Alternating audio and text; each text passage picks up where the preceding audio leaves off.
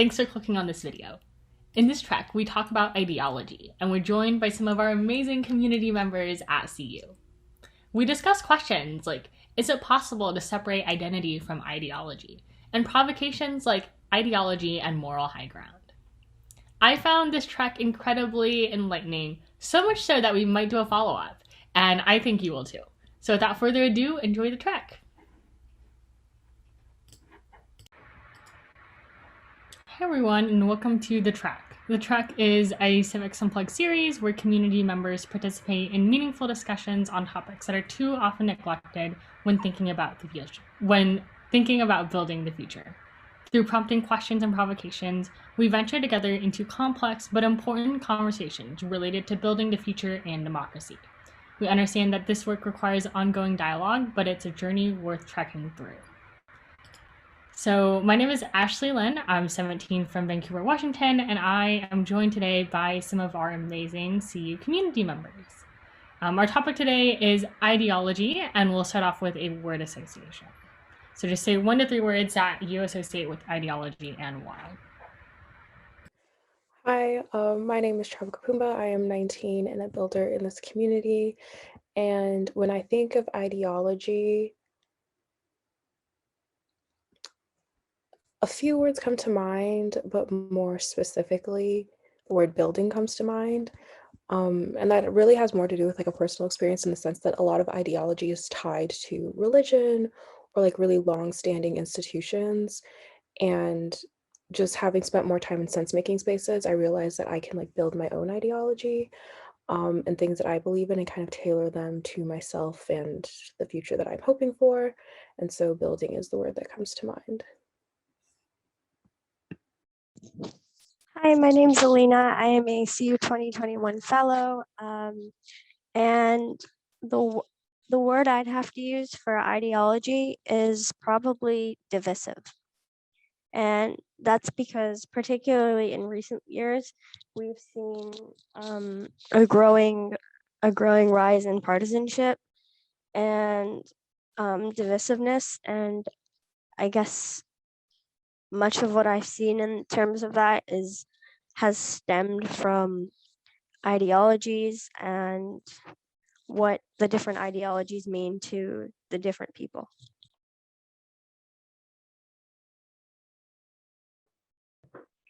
Hi guys, my name is Josiah and 3 words that I would associate with ideology would be a 3-word phrase or a 3-word phrase, double-edged sword, because I think there are a lot of positive aspects of an ideology.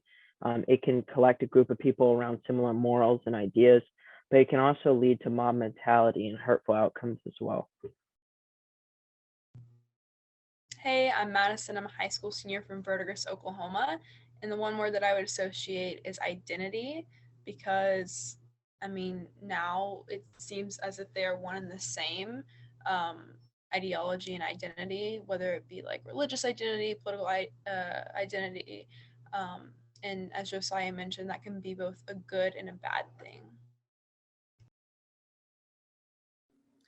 Hey guys, my name is Angel, just turned 19, which is cool, from the DC area, and the one word that I would associate with ideology is education. And this is because over the past semester, I've been taking this class called Philosophy of Education, and it's really enlightened me. I mean, you feel like you know already, but just, going through these texts, going through curriculums, it's very evident how easily and subtly ideology is imparted through the education system. As to which ideology really depends on the political system, but yeah, education would be me.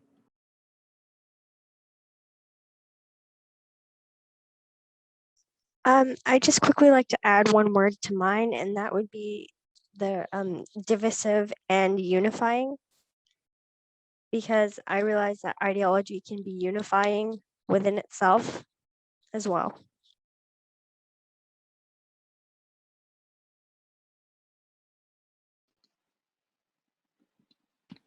Hi, my name's Anna. My pronouns are she, her. I am a 21 Civics Unplugged fellow. When I think, the first word that popped into my head was campaign and platform.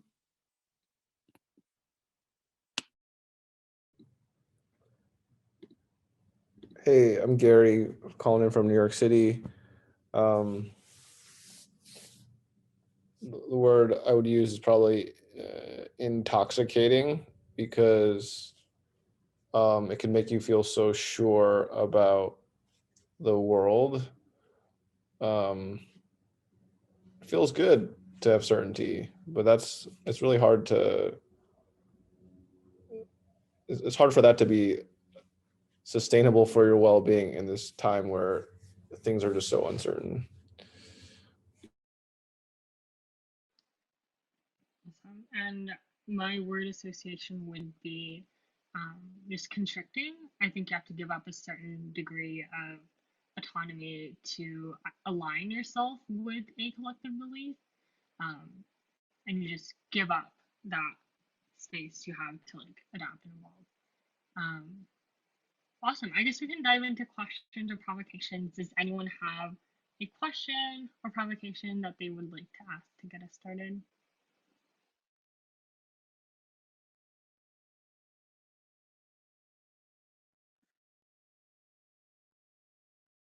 Okay. If no one has any, I have a question. Um, I guess like just to start off, why do we create ideologies? Sorry, Ashley, could you repeat that one more time? Yeah, why do we create ideologies? I guess like for a lot of purposes, it's just hard to create a whole set of beliefs about the world and navigate it all on your own, right? So like that's especially true with politics. It's pretty easy to buy into what one party believes. I think the same can be said about like a lot of religions. It just makes it easier and it gives you a collective alongside it once you choose to buy into a certain ideology. Yeah, I agree with Madison. I think that at the end of the day, when you boil it all down, ideologies really are just sets of beliefs. And it's quite literally impossible to move through the world without having like a base set of assumptions that you interpret, what you see around you through. So I guess that's why we create them. I think there's definitely a deeper meaning as to just allowing us to interpret information through the world. Not that Angel's wording there wasn't good. I completely agree. But I think another aspect of it is definitely that ideologies give people a sense of purpose. That's where the term keyboard warrior comes from. I don't know if you guys have ever been on Twitter, but those people that get that sense of fulfillment as if they're defending and offending the enemy and defending, the team, right? Whatever team or idea or belief that is. I think that there's a sense of purpose and importance when you self-identify with a larger group of people, because it creates just this, I'm struggling to articulate, but it creates a sense of fulfillment, essentially. And I think it's important to recognize just how overwhelming the world can be. There's just so many competing perspectives. And I think that if you really take the time to listen to anyone, like genuinely, you're bound to agree with something that you may have initially disagreed with. And so I think it's a mechanism and like a coping tool that's used to kind of travel through the fact that there's just like so much to interpret and there's so much that's open to debate, and makes the whole process of like getting through life or getting through certain situations a little bit more simplified. And so like that has validity, but sometimes like the answer isn't a simple solution. And so that's where it can be a little bit tricky as well. Yeah, this. Oh, go ahead. Sorry. I feel like ideology also serves as a sort of lighthouse when things get overwhelming and when things get confusing, especially with religious ideology. That's people turn towards prayer and toward those beliefs during times of conflict or stress. And with political ideology, when there's controversial issues or with pressing world problems, then people turn towards their political ideology to figure out who they're supporting, what they're doing, how to take action. And then there's personal ideology of when you're stressed, when you're in crisis mode, what do you do? And so I feel like it serves as a sort of lighthouse or a way forward. Yeah, and I mean, this conversation already got me thinking and wanting to pose another provocation. Um, Ideology and moral high ground.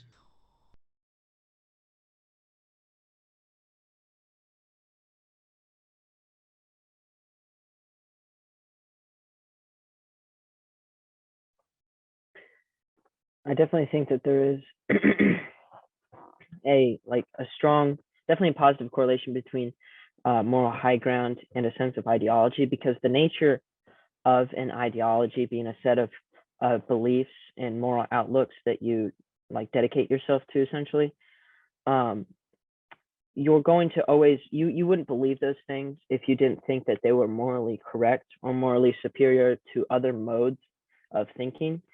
So naturally, there is a sense of moral superiority when you're sharing or debating or defending those sets of beliefs in the presence of other people who oppose you. And that's why I think today we see a lot of imaginary moral high ground in political debates, because people aren't clamoring to be what's right in the world and to attack what's wrong. But I don't think either major parties or political entities know what is right or wrong, essentially. I think that the presence of ideologies isn't even something that's the core issue. It's the concept of moral high ground that makes it a challenge, because moral high ground also insinuates that you can impose your ideology onto other people. And so that level of superiority is where the dynamic between differing ideologies or different perspectives actually becomes a challenge. We can totally disagree, but no one should ever put themselves in the position where they feel as if they are more correct than the other person, because it eliminates the ability to coexist. And in a thriving democracy, ideologies are a good thing, because something I see way too much of is people working off of political strategy rather than what they truly believe in, or voting strategically rather than actually voting with their values. So when people actually function politically with their ideologies, a democracy is meant to support the people's beliefs rather than any sort of corruption that is trying to occur. And democracy is undermined when people vote strategically. I'm not explaining this well. I hope you understand what I'm trying to say. But then there's also the aspect of you do need to not impose your ideas on others.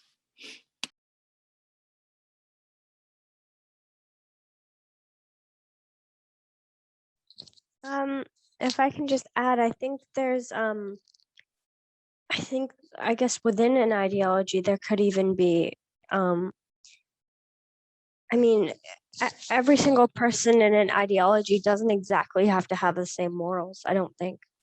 I think it's important that within an ideology people still keep their individuality. And that doesn't necessarily mean that even though they're in an ideology that has similar beliefs, I think we all need to understand that those beliefs are not exactly the same, because we all interpret them in different ways and they all are executed by us in individual ways. And I think there could even be examples of moral high ground within the same ideology, with possibly a person on possibly an extreme end of an ideology trying to influence someone who's maybe more center within the same ideology. So I think it's not exactly just from one ideology to another. I think we can also see this within ideologies, and going even lower, we can see this between people within the same ideology. If that made any sense. Okay, and this kind of made me want to pose another question, because my word association was identity. And Elena, you brought up a really good point about how the question I want to pose is identity the problem with ideology? Like, people choosing an ideology and like associating that too heavily with their identity? Like, is that one of the major problems that we see today? I think it is one of the major problems because it puts, as I guess as I was saying before, there's that people in different ideologies don't, or like people in the same ideology may not believe this, I guess, believe the exact same thing, have the exact same thing in mind. So I think to people outside of the ideology, identity may be a little bit of a problem because people who are not within the ideology tend to group people who are in the ideology as the same. Whereas I think it's important to realize that they're not the same. And I mean, it's a choice to get to follow a certain ideology, right? But I think the problem with ideology and associating your complete identity with it, I think it's not so much of a problem. I mean, it is a problem, but it's not as much of a problem within the ideology as it is people outside of the ideology looking in. Again, I really hope that made sense. I have a clarifying question about this. Madison, what exactly do you mean by problem? I guess. Well, okay, so yeah, so I guess it's like assuming that like there even is a problem. So I mean that like I'm just talking about like the divisive nature of like our politics mainly, and like people like with differing ideologies, like sometimes like even like dehumanizing one another. So just like asking if identity is like one of the root problems with that. Okay. No, that totally makes sense. In that case, I would think that the answer is yes, but much more so, I would say that the content of the ideology is really the driver or the medium through which like this divisiveness manifests. Like if you have if you personally believe in an ideology that preaches tolerance and like the validity of every other human being relative to your own, I guess, I feel like that inherently does not lead to divisiveness, you know? Yeah, I think the problem is much less so how we ascribe ourselves or like how we personally relate to an ideology or how we, I guess, like infuse ourselves with that ideology, but rather like what is the ideology saying? Like what are the base premises of that ideology, you know? Yeah. I think that I agree with Angel wholeheartedly on that front. But then also a major component is the fact that like if your identity is your ideology, like there are points in time when like you can have like a really meaningful discussion or experience that calls that ideology into question. But if you've tied it into your identity, it almost like requires a complete recall on like all the things you do, all the things you engage with. Like if it's your foundation and your foundation has been compromised, like the entire being and system feels compromised. And so I think it makes it very hard to kind of have evolutionary thinking or even just like learn from the present world. And so tying it to your identity or like even having it as like the foundation of your identity was really problematic because then you're married to it no matter how good or bad it turns out, which leaves very little room again for like evolution or moving past that or even kind of questioning or growing past what you currently believe in. I definitely agree with what Chabu said. To expand on that, I think that an issue with rooting your identity inside your own ideology is that it creates an exclusion for anyone that doesn't belong to the same tribe as you. And I think we've seen that in online spaces as well. Like, for instance, Twitter and 4chan So I would say it's pretty obvious at this point. Twitter would be more farther left leaning, and 4chan way far right leaning. And people kind of just choose their own spaces. And if there's this political belief system that doesn't agree with the status quo on that medium of content, they just kick you out. They just move you out until you are not a part of the community.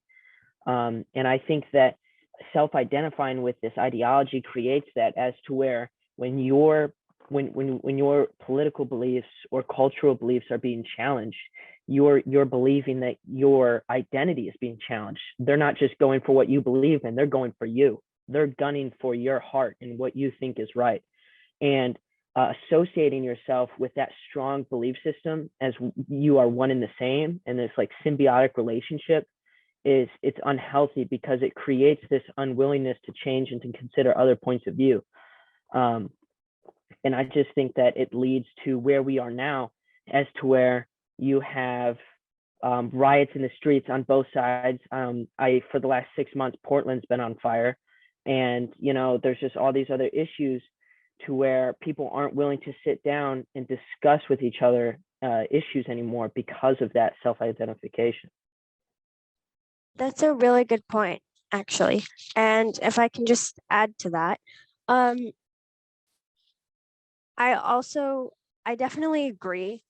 And correct me if I'm wrong, if this is what you if this is what you weren't meaning, that once you put yourself in a specific ideology, any attacks on that ideology become personal. Someone I look up to said, he said that currently, as was said in the previous point, we tend to stick to our own sides, read news media from our own side, read news media, read articles that solidify our beliefs, that remind us of our beliefs, and that explain our belief. And I think this is the same when, I guess, getting legislation passed and discussing politics. I think it's not just news. We also tend to ignore, I guess, politicians and figures who don't believe the same things as us and who are in different ideologies.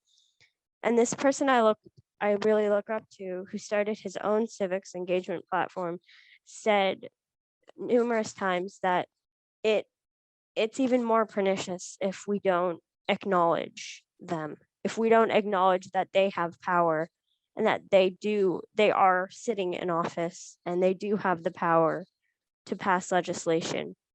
And I think I know this has very little to do with what we're talking about, but I go there because I think this is the result of so many years of divisiveness and solidifying our identities in an ideology. And I think it's become so hard for people. I mean, I'm definitely guilty of it, of leaning towards the side that you belong to and that you feel you belong to, and not taking into account that there are so many other people that, even if they don't believe the same thing as you, even if they're in a completely different ideology, they still deserve to be heard. They still, I mean, you get what I mean. They still have opinions.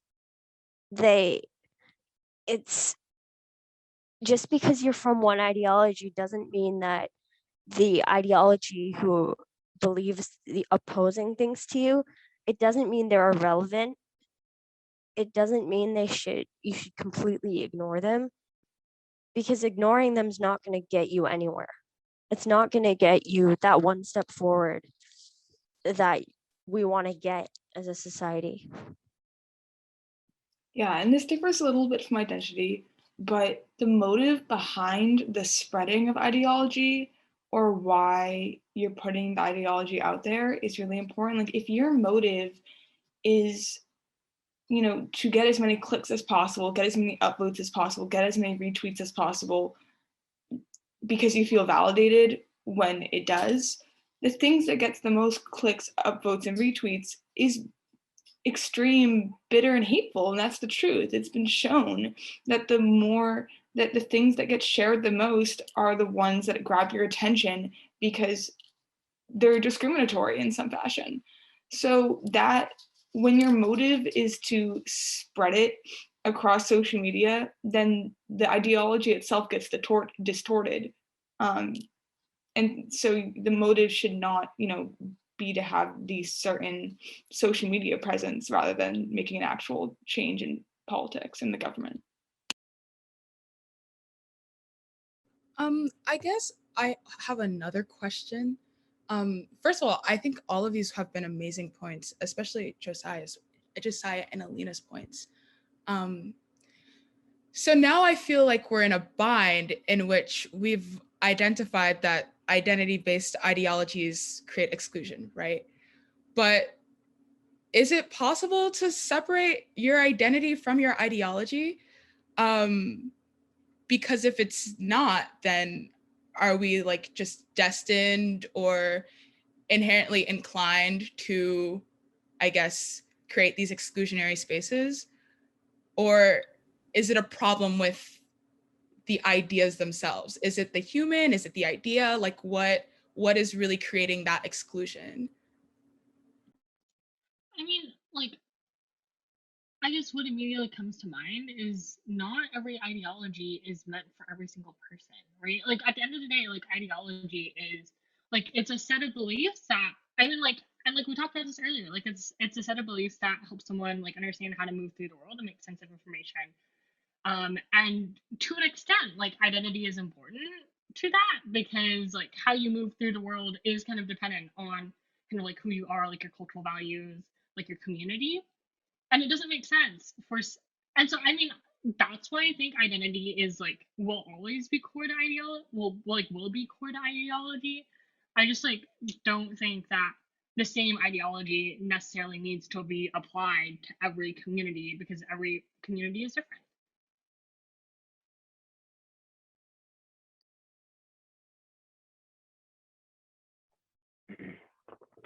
I hate to respond to your provocation with a counter question, but I'm going to have to. Would you say that ideology and values are similar things? They have a similar meaning? Yeah, I would. I wouldn't necessarily say that they're interchangeable, but I would say that within an ideology are a core set of values that the ideologues adhere to. Yeah, something that you subscribe to essentially.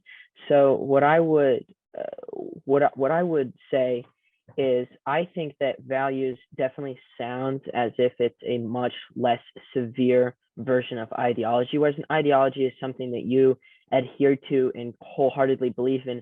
Values are things that you act out and observe essentially. So for instance, honesty, right? If honesty is one of your main values, you work hard to be honest with other people, even when it's not beneficial for you, correct?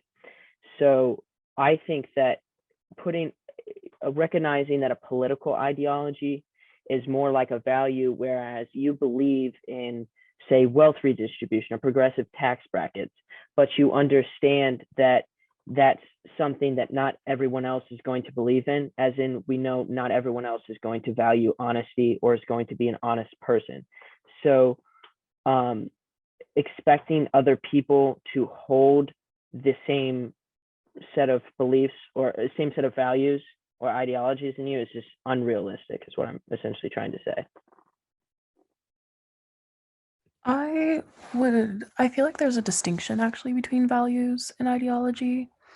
And values are like they are the actual premise of everything. And ideology is almost like the method of practicing those values and embodying them in the world. I think I like to look at it that way, in the sense that like that also gives me room for my ideologies to change. And so like it's as I'm learning and growing and seeing how, oh, this doesn't necessarily like embody this core value that I have to its fullest extent, I can investigate and explore other ideologies. It's almost like the same thing as like a design objective versus your design choices. And that's where ideologies kind of fall into as the latter. Definitely. Like I can have a certain value, but not necessarily subscribe to an entire politician's set of values. And in their ideology. So I can, or you can also agree with someone to a lesser degree with a value, or you can have a slightly different, like more moderate take on a value, and that alters the ideology as a whole. There are definitely lots of politicians that I support them in general because they share a similar set of values, but we do not have the same ideology.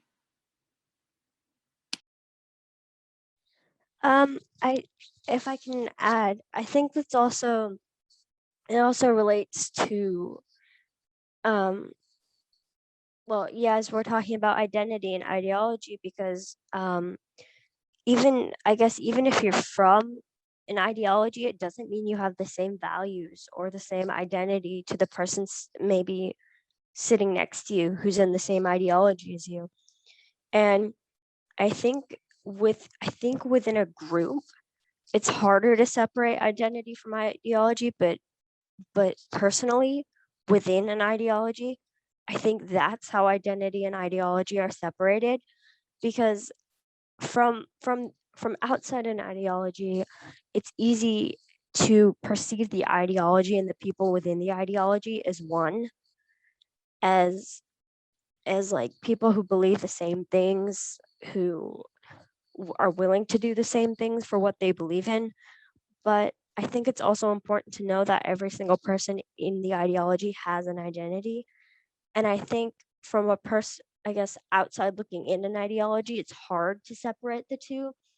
But I think if you're actually in the ideology and you're with other people who are in the same ideology as you, and you realize that maybe you aren't that similar after all, and it's primarily your beliefs and common values. I say common values because maybe you don't even have many of the same values as the person sitting next to you in the same ideology. I think that's where identity can be separated, and on a personal level. But I think on a group level, it's much harder to separate identity from ideology. Yeah, and I think that this conversation just speaks to how much more productive and powerful and unifying value-based conversations are, as opposed to just ideological debates, because you could actually be fighting for the same value without even knowing it, right? Like we could both want to like achieve justice, but get caught up in the fact that like our solutions are tied to particular ideologies without even realizing that we're fighting for the same thing. And so I think that is like should be a leverage point, something that I'm definitely going to think about more, and how to like have more productive conversations if it ever gets like that. Just like realize that, you know, there is probably we're probably fighting or like advocating for some similar things or values. Yeah, I definitely think you definitely hit it on the nail there, because if you think about it, take the economic programs of, say, Bernie Sanders and George Bush. Okay, so one's more left leaning, obviously, one's right, but they both believe that their economic plans that they instilled in their presidencies, or well, Bernie Sanders' respective presidency, that is, we're going to create more equitable earnings potential for all political and socioeconomic classes, right? But that didn't necessarily happen. So they believed that what they were doing was going to create equity in an economic sense. But so far, neither of their plans have necessarily been instilled or like instilled properly to where there has been equity. So they're fighting for this similar value, right? Where they both believe in creating fairness amongst all Americans when it comes to being able to earn money, but neither like outcome has happened yet. So that value is similar, but their plans to get to said value from getting to point A to point B is completely different. And from surface level, you would think that someone who supported Bush's presidency back in 2000 and 2004 and someone who supported Bernie Sanders' campaign in 2016 would be drastically different ideologically, but in actuality, their values would be quite similar. That's a really good point and makes me think of the provocation Lost in Translation, because there is just something that happens between what people state is their ideology and then like what actually comes to fruition in the real world. And I feel like that's a really key conversation too, because not only like the differing perspectives of certain ideologies is what creates tension, but then also like how people actually carry them out. Because a lot of times they are similar or the same on paper, and then in practice, it's a completely different situation.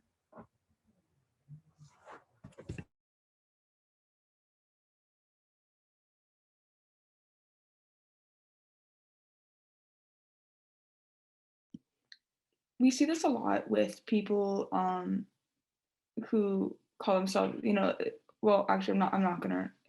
You see a big difference between what people state as their values and how they're carried out when people have a difference between their view in terms of financial issues and social issues, because people often vote with their pocketbooks, and that's the reality. And so when people, say that they vote a certain way on some issues and some on the other, that's not often what really happens in actuality. And it's really and also people tend to focus more on economics than social issues overall. So if there is a disparity between how people value social issues and economic issues, they're more likely to vote with the economic ones because that's what they know more about. The stock market is support every day, and they may not know about what's currently going on with immigration or with the climate crisis.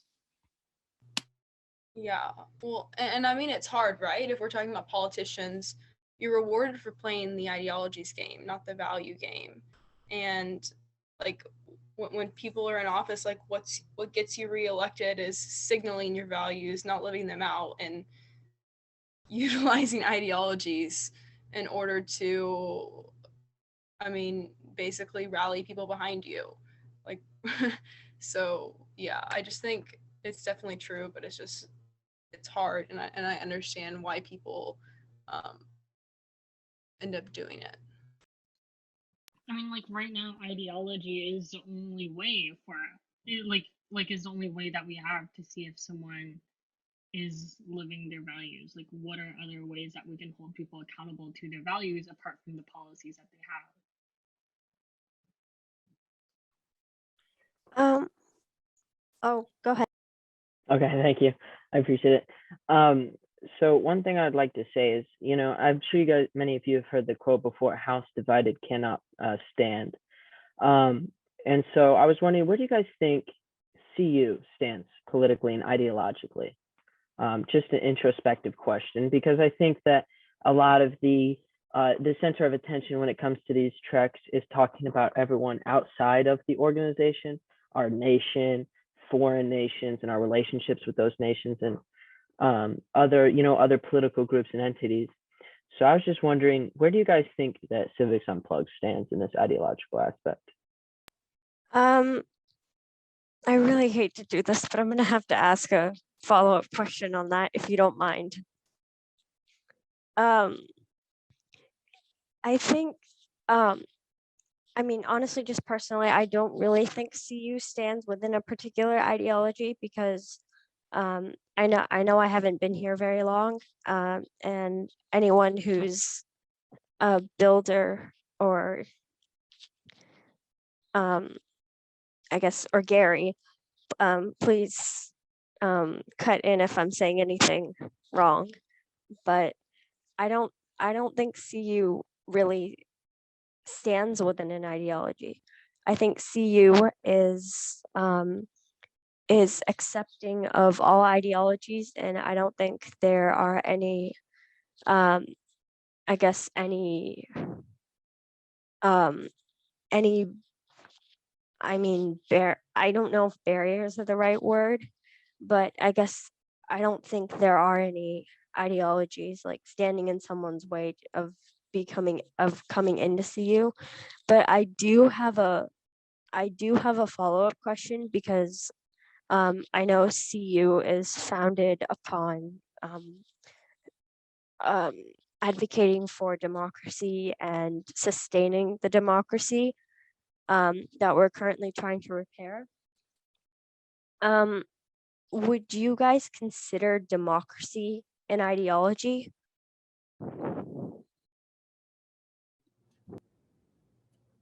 I was gonna jump in and say yeah, for sure.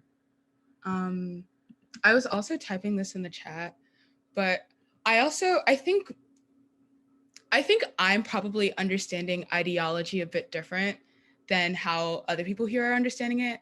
Like, I feel like there's this focus on political ideology, but I don't know. I feel like ideologies can be much different than what you politically ascribe to, outside of religion as well. But maybe that's just me, and maybe we consider that outside area of politics and religion values. But yeah, I don't know. That's also me. But yeah, I would, to answer Elena's question, I would consider democracy to be a political ideology. And as for whether CU has an ideology and whether they stand outside, I think we do. Or once again, correct me if I'm wrong. This is my understanding, my observation. I think there is an ideology. I don't necessarily think that it's political. I think that it's an ideology centered around like a specific theory of change and a theory of progress. I guess an ideology that doesn't necessarily preach exclusion, but I don't know. I just feel like personally it's impossible to escape from ideology. Like, so I would think that even though I can't like hammer down the specific ideology that CU ascribes to, whether consciously or unconsciously, like it's there, and it doesn't necessarily have to be political or religious. So I'll ask a follow-up question related to all this. What is the how would you describe the ideology of most kids that would join a civics type program on their own, like voluntarily? Yeah, I think that Elena brought up a great point, and Angel as well, about like democracy being an ideology. And I think that there's just like a confusion between that, the ideology of democracy, and I'll just say like left-leaning politics, are one and the same, right? I think that there's probably that confusion. And so people who are left-leaning, I mean, it's no secret. Anyone in the CU community knows that there are more left-leaning people than right-leaning people, and people in the center. And so yeah, I would just say that that's typically what I have observed. I think I want to follow the vein of Angel and like not necessarily make political leanings the definition of ideology here. I think that the type of person who would like join a civic type of program is someone who assumes that the systems they exist in can change and that they are malleable to like what we need as a nation and beyond. And then just like circling back to an earlier question about CU's ideology in general, and like where the majority of that lays, I think that like the reason why a lot of people kind of find it synonymous to be more left-leaning is because I think left-leaning policies are more geared towards changing our current systems, and then right-leaning policies are more geared towards like traditional methods of organizing our government and addressing challenges. And so when you have the ideology of like everything can change in the ways that we need it to, it's not the easiest to align with like traditional thinkings and methods of government. And so I think that's where the lines get blurred. But at the end of the day, the ideology isn't grounded in necessarily a political party. like Angel said, it's like the theory of change that we have in mind that's really important. I agree where you're coming from, that ideology isn't necessarily synonymous with political belief systems, but I disagree that left-leaning politics is geared towards change more so than right-leaning politics, because there was a time of a solid 2 years, I believe it was the first 2 years of Obama's presidency, that he had control of the Senate, the House, and of course the presidency, and no social bills were passed for a lot of the things that he was running on, like minority equity economic bills and whatnot, that made a lot of people angry. And there was also a lot more that wasn't passed when he had control again, I believe in 2014. And then same goes for Republicans in early, I think 2004 to 2006 would have been the first part of Bush's presidency. It's just, I think that I remember mentioning systems theory, I think on the first podcast or first track that I was on, when we were talking about education. And it was that, it's just this idea that a system is not supposed to do what it's purported to do, but what it actually does. And I think that if we go back 20 years, regardless of if there was a Republican or a Democrat as president, not much has changed at all when it comes to how Washington operates and how bills get passed and how people's lives are changed.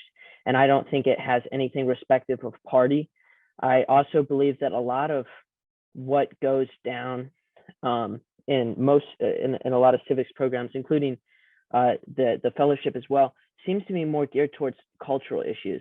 I like Civics Unplugged. It's a great program, and I'm really proud to be a member. But I'm yet to see anyone in the fellowship talk about tax code or anything related to that. Most people talk about more hot button cultural issues. And I think that it's important to note that there's a difference between cultural and true political, because it's hard to legislate things like people calling someone the N-word or another racial slur that you could come up with, or a homophobic slur. Those things are hard to legislate without controlling everyone's free speech. That's just an example of a cultural hot button issue that has been the center of talk for a while. Wow, you just made me connect some dots that I hadn't connected before about how, so someone earlier was saying how people focus more on issues that they can understand, right? And people can most understand their own identity, or they think they understand their identity, right? And like racism and etc. So like, okay, if that's what you can grab onto versus like different versions of Medicare, then like, yeah, of course you're going to focus on that type of stuff. Yeah, I'd really just not connected those dots before. Yeah, and so I was the one who talked earlier about people focus on issues that they can understand. And as someone who works on issues that a lot of people don't, I work a lot on divestment, which I don't even understand. So it's complex financial policy. I don't honestly fully comprehend what I'm promoting some of the time. And I know what divestment does for the earth and for the pensioners. And I know how it helps people, but I don't understand how the tax code works or how people would get those rebates. So it's really, that can be really, that's really an issue, which is why identity politics are the politics. There isn't a distinction between identity politics and ideology anymore. I'm not saying there isn't a distinction between identity and ideology, but there isn't a distinction between identity politics and ideology. I also, going like way back, I kind of disagree. I don't think that democracy is an ideology. I think it's an institution. It's a form of government. You could say that government is an ideology between anarchy and government, whether we should be governed. But I think that it is an institution and possibly either a theory of change. And just like speaking to like the relevance of like culture and even identity in conversations about democracy versus like things that are more tangible or like classically considered to be a part of politics, like things like the tax code. At the end of the day, you also like there's almost like it's not necessarily that one is more important than the other, but in the sequential order of like the way that we should be learning things, like your interpretation and understanding of the people that are being organized by democracy and the cultures that they partake in will inform things like the tax code or public services. And so it almost makes, at least to me, it makes a lot of sense to invest in that understanding of like culture and identity and sociology and the communities that we're a part of, and especially the communities that we're not a part of. Because at the end of the day, that is theoretically the foundation as to why we're even engaging in conversations about tax code or environmental policy, or best practices for a community. And so I wouldn't, it builds democracy in a way in which that you're kind of, you're developing the ways that the foundation of the thinking that will produce democratic policy. And that has a lot of importance and stake here, I think. Yeah, I agree with Chabu. I think that our policy, the policies that we enact are literal manifestations of the way that the culture is shifting. So even though someone might not necessarily understand the intricacies of the tax code, like, oh, whether or not capital gains taxes should be priced at this much, or whether or not this certain bracket should be taxed at this much, I think that's very much reflective of the, I guess not necessarily the ideologies, but yes, the ideologies and the values that we espouse into like the realm of the ideas when we're debating about these policies. Yeah.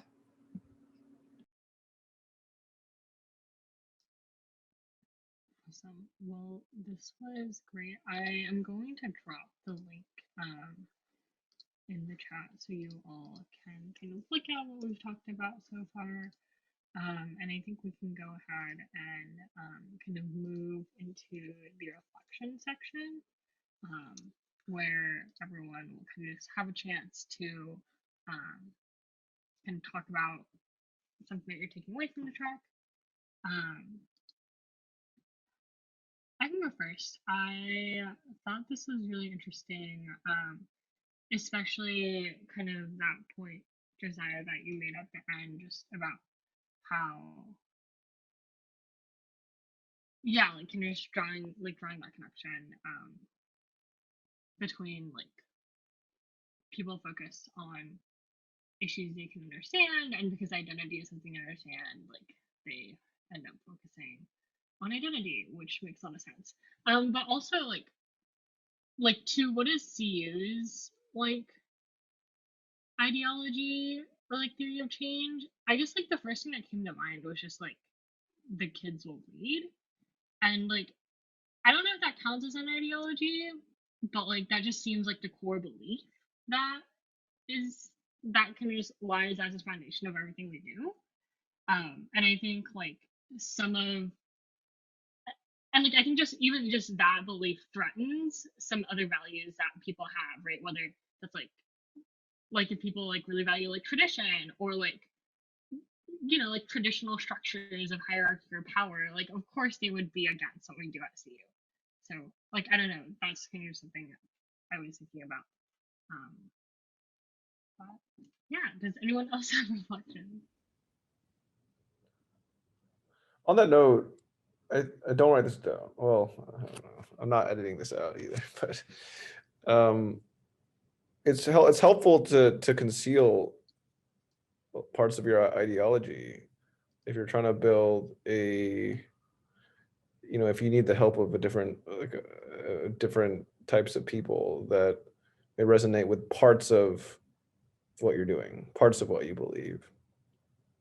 That's something I've been thinking a lot about recently, that people don't have time, and they may actually get turned off when they know everything about you. I'm sounding like a politician right now, but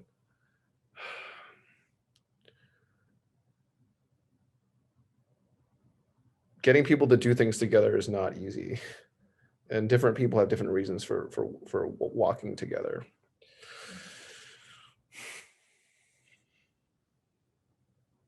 I think I agree with like points Ashley made and kind of what Gary was leading to, which is the fact that like ideology is insufficient in being a guiding point. Like it can't be the singular compass. there needs to be a lot of other things that are like kind of established with equal parts roadmaps for disagreement and cohesiveness. And so I think it's important and it's completely relevant, but it's just, it can only really play, it can play a big part, but it can't be everything when it comes to kind of executing and bringing things together.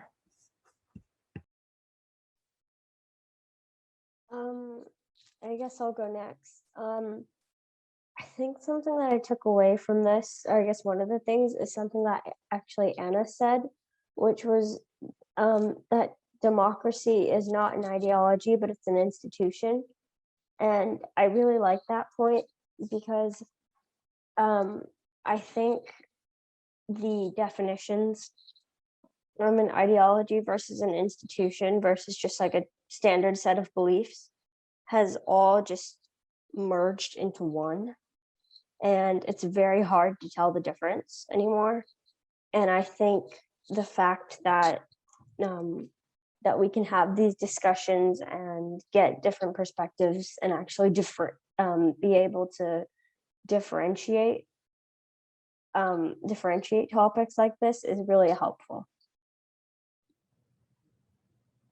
Sure. So I just want to throw out here that we should do a follow-up on ideology, maybe ideology and process, because the only, well, in one way or another, you're engaging in a certain type of process if you're able to synthesize and bring out the best in a diverse group of people.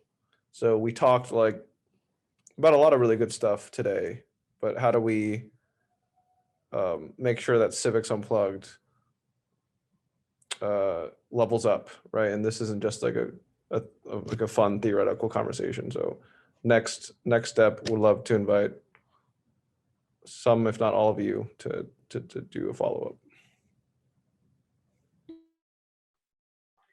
For my reflection and application, I think that we definitely have a long way to go. I believe that the most important thing outside of, just this podcast and taking in all the sensory information we get from the world around us is to implement change in how we view ideology and how we live it out. Essentially, as what Gary is saying is, thinking we should have a part 2 of this to kind of apply what we've discussed into creating a certain sort of change inside CU. And hopefully what that does is causes a change outside of CU as well.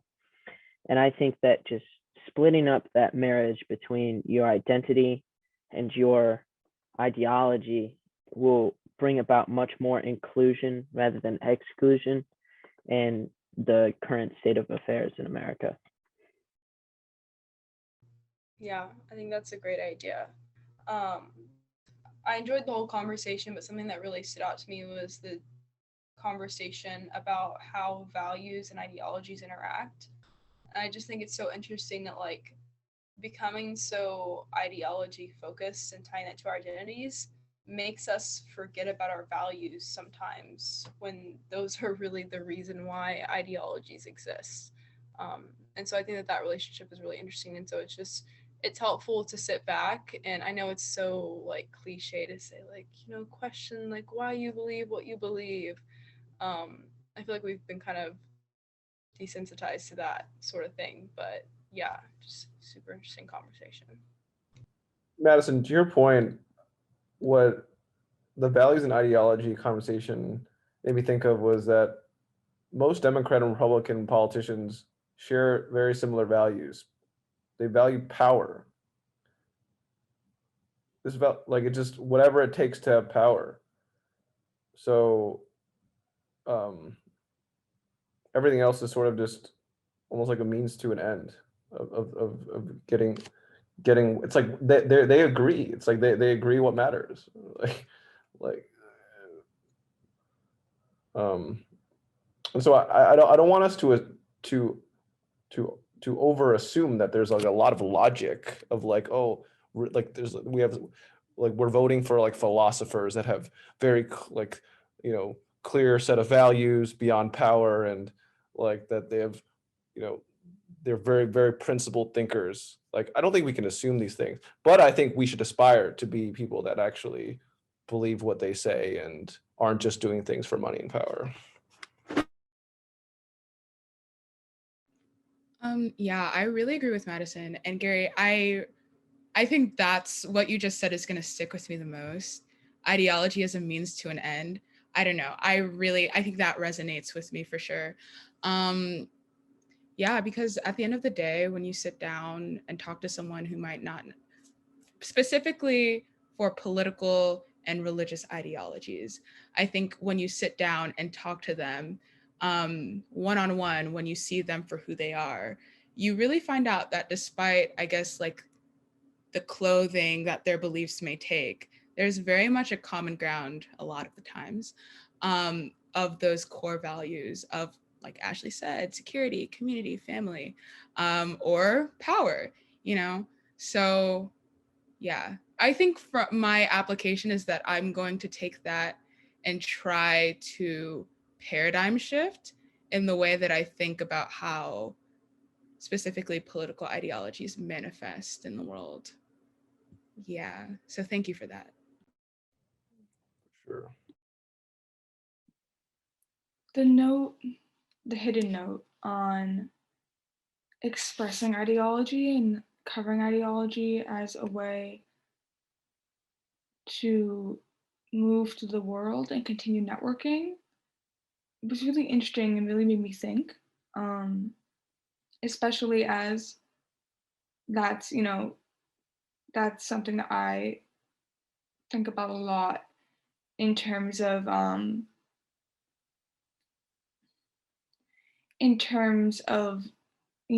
getting support. And I consider myself very leftist, and sometimes I'll be speaking on webinars or in situations where I can't say certain things, and I often don't know how to feel about that. And sometimes I'll chalk it up to adult allies who aren't supporting of youth voices, but this made me reconsider it in a new light.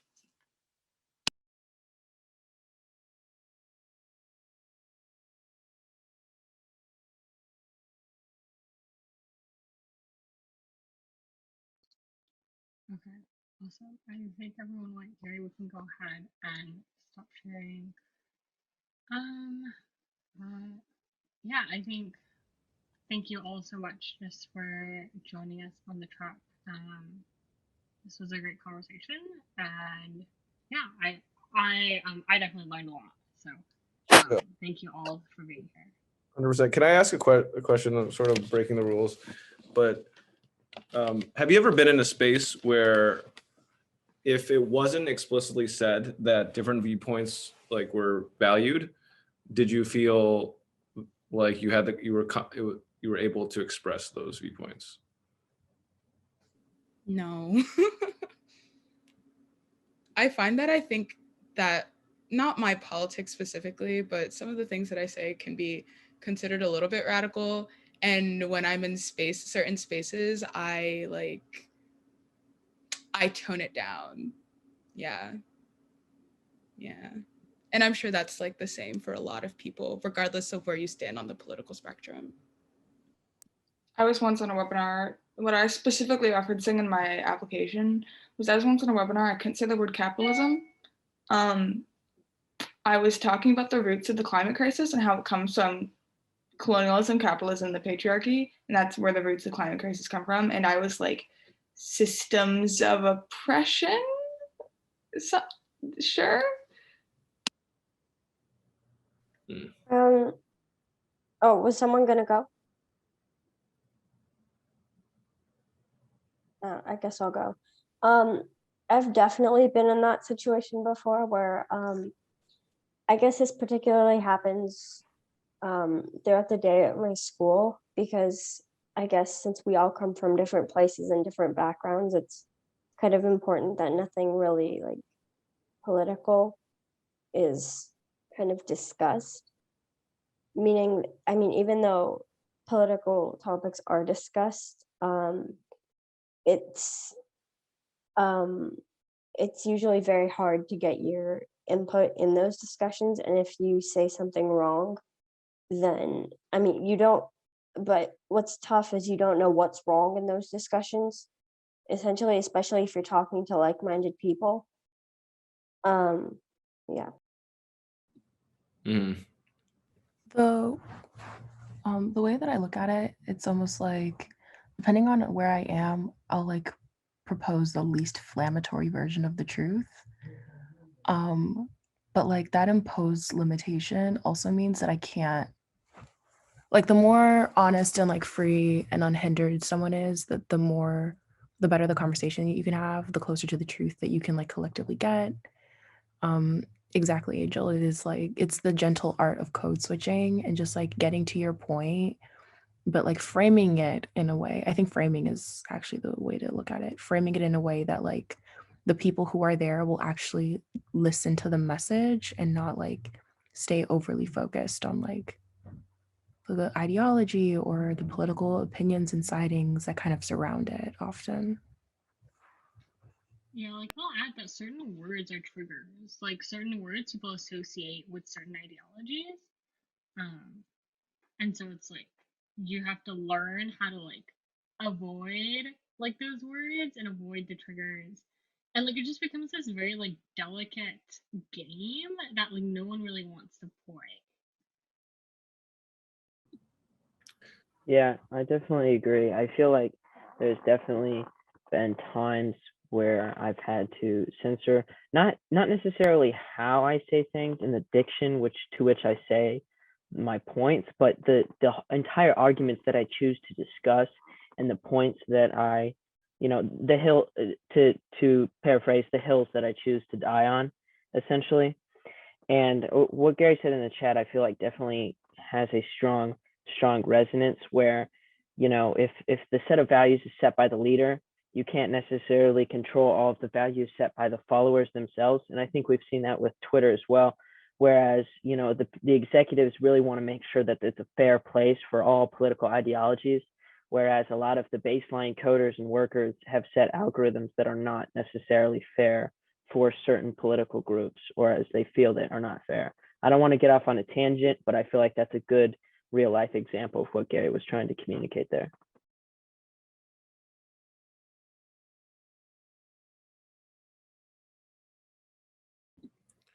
Cool. Well, thanks everyone for making the time. This is great. Let's do a follow-up. Thank you. Bye.